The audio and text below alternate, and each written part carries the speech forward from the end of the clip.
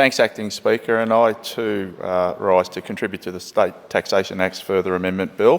2024, and I will go to the bill just with some of the areas of tax amendments. The bill amends the Duties Act 2000 and exemptions from duty on dutiable transactions and relevant acquisitions of tax reform scheme land, exemptions on and concessions from duty for friendly societies, as just referred to by the previous speaker, and special disability trust and persons under a legal disability, and the imposition of additional duty on foreign purchases. It also amends the First Homeowner Grant and Home Buyer Schemes Act 2000 to permit an application for a first homeowner grant to be made on behalf of the principal beneficiary of a special disability trust. And it certainly goes through a range of Land Tax Acts 2005 changes in exemptions for clubs, excluding, again, referred to previously, Alpine Resorts, and that's probably for the good old Melbourne Football Club members. And providing exemptions for land tax for land on which housing is provided for the relief of poverty, and making further provision for the holiday home exemption from vacant residential land tax and the imposition of land tax surcharge on foreign owners of Victorian land. I'm pleased that the opposition are not opposing this bill, but I don't accept that there needs to be a reasoned amendment as moved by the member for Sandringham. I think it just defers the passing of this bill in this House this week. And certainly after extensive consultation and listening and working with the primary care sector, and to align policies nationwide starting on July 1 next year, the Allan Labor government, through this bill, introduces payroll tax exemption. And as I say, that starts on July 1, 2025. And that's for general practice medical businesses that provide bulk billing services. And we all understand and would all experience it in our electorates about how important bulk billing services are for our constituents. In particular, I know out in my corridor, out in the west and the northwest, how important bulk billing is. And we do encourage the medicos to bulk bill more of their patients and, release some of the pressures on the emergency departments so patients can get in to see their doctors, but also for the ones that can't afford to see and be treated by their doctor, to bulk bill them. Of course, additionally, an extra 12 months of payroll tax relief is considered, and with the passage of this amendment introduced for contracted GP payments through to the 30th of June next year for the businesses that haven't received their guidance or started paying payroll tax for their contracted GPs. It's an important part of this amendment that the bill's new exemption applies to employers paying wages to contractor or employee GPs who provide bulk bill consultations. Of course, it's a partial exemption that's based on the share of total payments made by patients or relevant funding providers for bulk billed or fully funded medical services like the Veterans Entitlements, Transport Accident Commission or Workers' Compensation schemes. Of course, this exemption will relieve financial pressures on GPs, and it will provide certainty for primary care businesses, and it will support the essential services GPs that they provide to, again, our constituents right across the state. And of course, the member for Box Hill referred to it, that the medical profession are very supportive of these amendments, and he made mention of Mukesh Harkawal, who's represented the medicos, and he has been very supportive of these changes. And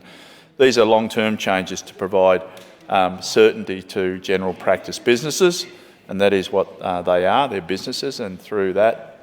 support and relief, it supports more bulk billing for Victorians, and that's exactly what we want, to be able to deliver good healthcare services to those people in need right across all of our electorates.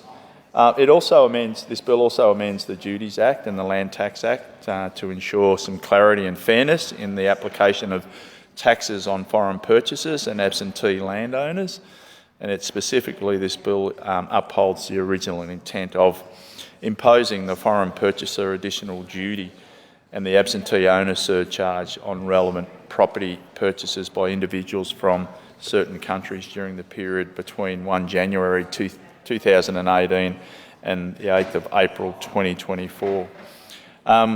Acting Speaker, the Taxation Administration Act is also updated to reinforce that the past FPAD and the AOS assessments carry the same authority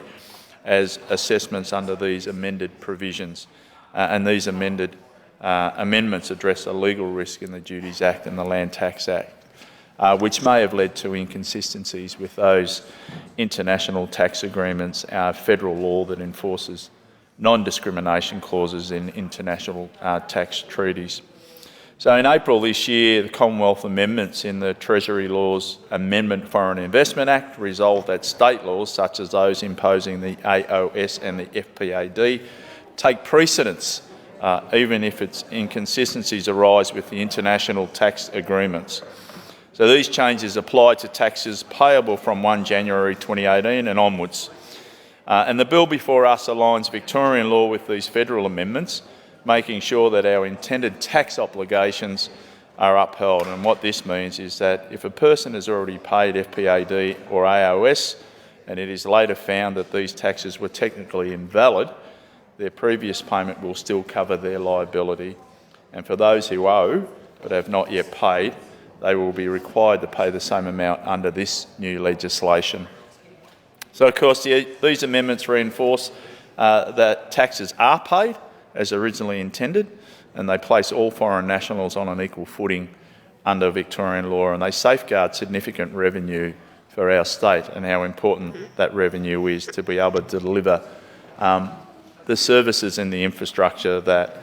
the Allen Labor government is delivering. Of course, Acting Speaker, here in the chamber yesterday, the member for Polwarth went to great lengths to explain to this place the exact circumstances in which one of my staff members became a homeowner for the first time, and he was using it as a stab at the government, claiming all doom and gloom and people are having to sell up and leave the state, which I don't think is quite accurate. But anyway, when in fact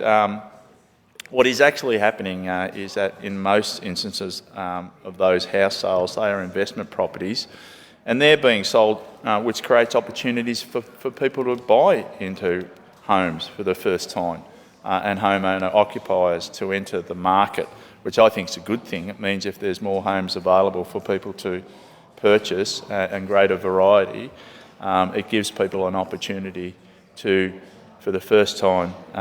purchase a home and own a home, and that's what we want. We want to see people with getting into the market and having a roof over their head. And of course, by allowing and in fact encouraging first-time homeowners to enter the market, it creates additional economic value that goes on for decades and would otherwise never would have existed. So the legislation that waives the stamp duty lowers the deposit barrier, which can be a massive contributor to the barrier of cost of entry into purchasing a home. And that's great for those people that want to enter the market. And it broadens the pool of people and Victorians who are able to buy a home that would otherwise be unable to access their home ownership.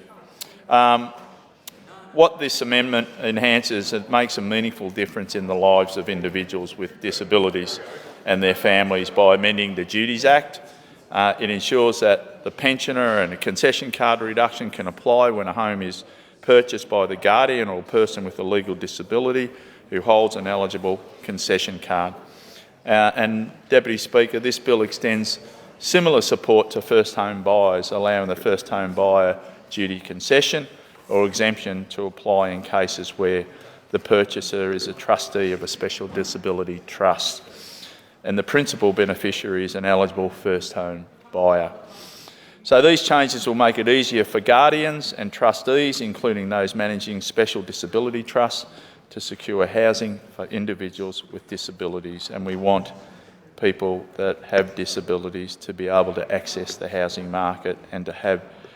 to be included and to have some accessibility, but also to be able to live like everyone else that has a home and a roof over their head. And previously, many eligible individuals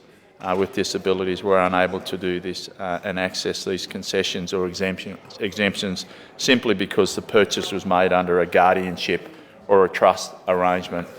This